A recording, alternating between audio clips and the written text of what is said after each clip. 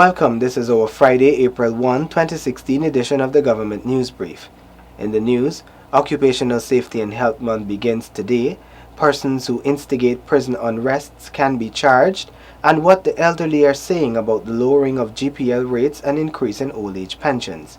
The details of these and other stories when the news brief continues. Stay tuned. Thank you for staying with us. I am Azim Khan and this is the Government News Brief. Guyana continues to lead the way in the ratification of the International Labour Organization's ILO conventions as it joins the rest of the world in observing Occupational Safety and Health Month. More in this report.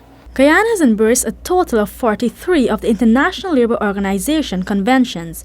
Some of these instruments have impacted the country's legislation in various ways, while others have served to influence policies. According to Minister within the Ministry of Social Protection, Keith Scott, the Occupational Safety and Health Act, enacted in 1997, has positively impacted Guyana and remains one of the most enlightened legal instruments of the 21st century. Against the backdrop of that legislation, coupled with our common law commitments and obligations, we are required to actively and vigorously pursue a philosophy of health and safety of employees and employers throughout the entire fabric of our society. In a message to mark Occupational Safety and Health Month 2016, Scott says that in the past decade, emphasis was only placed on issues of actual workplace accidents and incidents, including fatalities.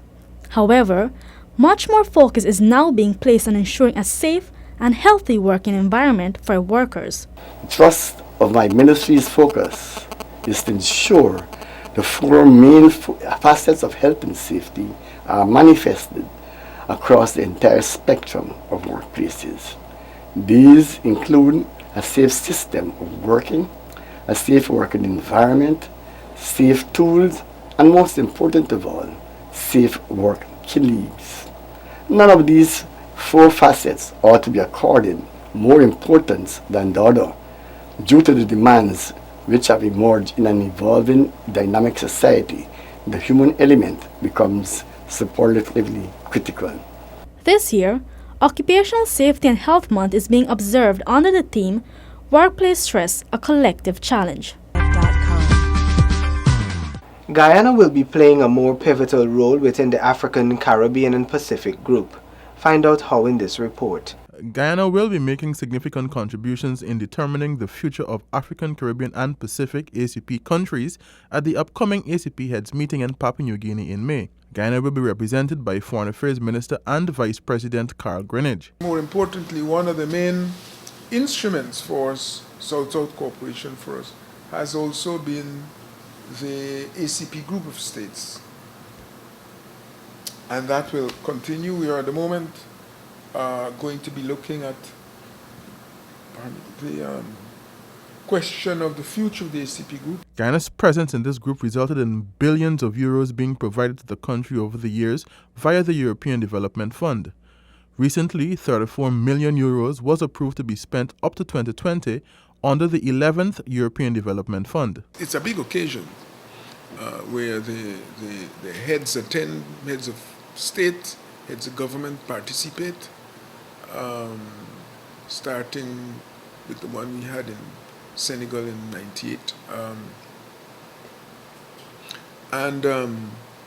That forum gives the heads an opportunity to listen, to receive from the best experts in the ACP region on particular matters, and then they are able to dialogue and come to conclusion. Senior representatives from friendly bilateral and international organizations will also be present at the upcoming summit.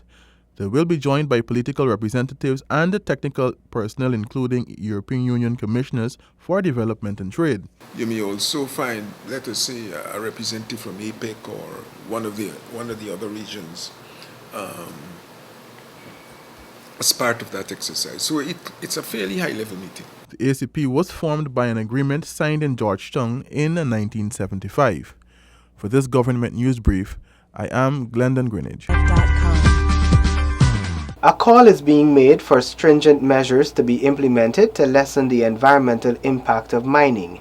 Here is Paul McAdam. The conclusion of an inquiry into the death of miner Trenton Sebastian highlighted some critical challenges facing the mining sector. Giving a synopsis, Chairman of the inquiry, Major General Retired Joe Singh, urged that action be taken to lessen the environmental impact of mining in communities and Madhya in particular. Especially since it is going to be a township in due course. The land there needs to be stabilized. Miners who occupy those areas, as you know, the environmental bond, in my view, is ridiculous, 100,000 Guyana dollars, when the price of gold was 1,800. They're not interested because, you keep the environmental bond and they move on. Somebody else has to come and clean up the mess. The Major General advised that unless sanctioned exploration work is done in the community, wanton mining will continue to occur. You can run the risk of doing land reclamation and restoration and find that they'll come back there again.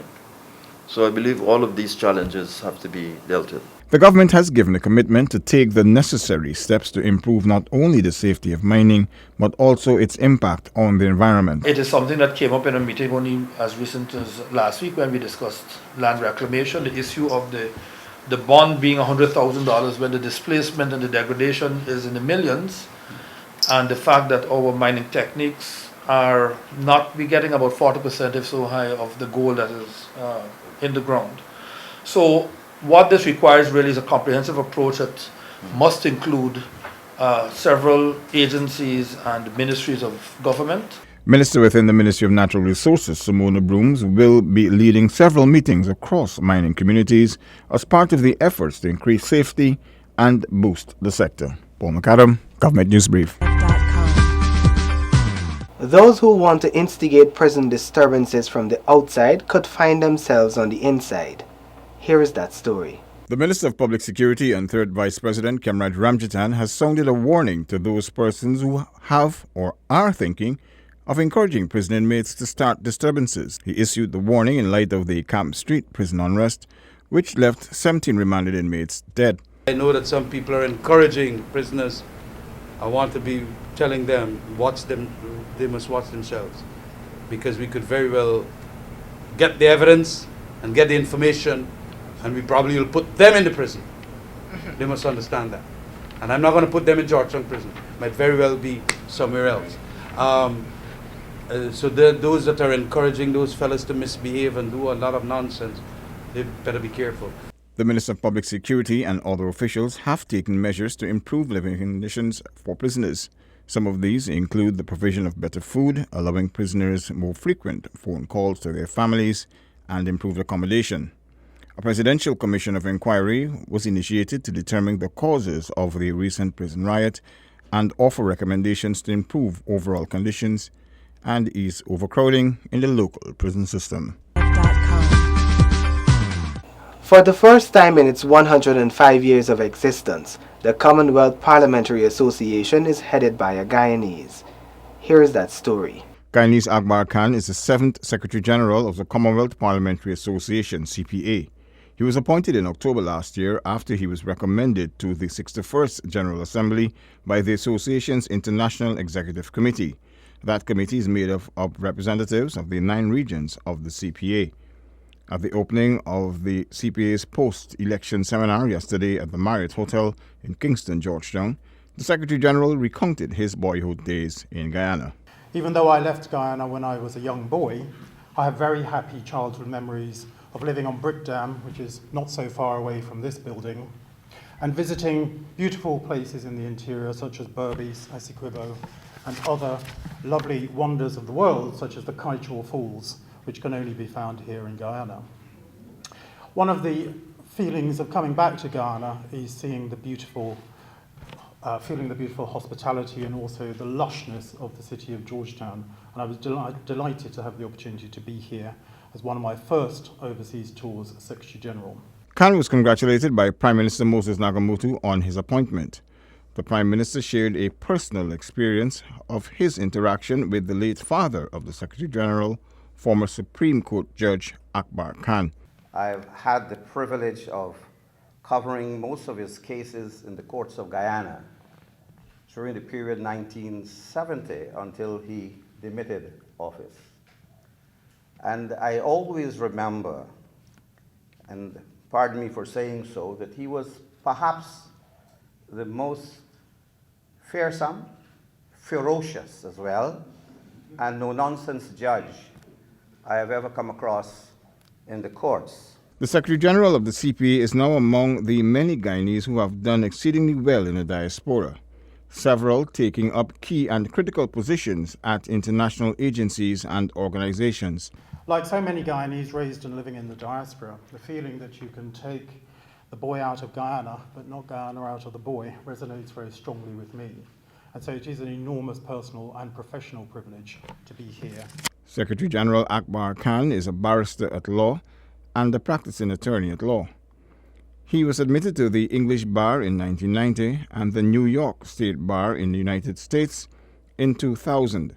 He has held senior positions at the United Kingdom's Foreign Office and at the Commonwealth Secretariat, specializing in international law. For the Government News Brief, Paul McAdam. The increase in old age pension and public assistance and the now 20% reduction in the electricity tariff take effect today. Here is what the citizens had to say. The Government Information Agency, GINA, this morning spoke with several pensioners on the increase in old age pension, and this is what Patricia Halls had to say. Very confident and very happy about the increase, right? I mean, it's just something more that we can able to put our breakfast on the table. And I thank God for that I can able to do that, especially for my little grandchildren. Rupert Gomes. I thank the good Lord for the increase. All right, because we didn't know better with this punishing more bad. I don't know about much I could say. I'm happy about it. Paula Green. I think it's great because you have to thank for small mercies. We have bigger ones to come. And for my mom, I think it's okay because she's 87 and, you know, everybody else do for her, but the 18 is good for her.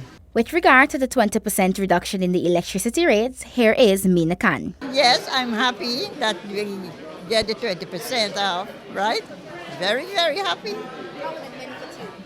Well, at least I don't have a husband, and I will try. The money might come in my pocket to buy things and eat. Marcia Charles. I feel good about the 20%.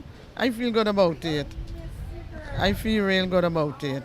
Kumar Harpal. I'm very happy to hear that, and I'll be very glad about the reduction, because right now I'm here to query. I'm getting a tough time with them. And Vernon Pompey. Feeling much better about it. And added to that, because many people now going to come and get their things going fine. Finance Minister Winston Jordan, while presenting the 2016 national budget on January 29th, announced a number of initiatives to bring relief to Guyanese. These are just some of the measures that have already taken effect. Ronetta LaFleur for the Government News Brief. This has been another edition of the Government News Brief. You can find the details of these and other stories on GINA's website. We encourage you to subscribe to our website and YouTube channel. You can also like us on Facebook so you can be informed as the news unfolds. Thank you for watching.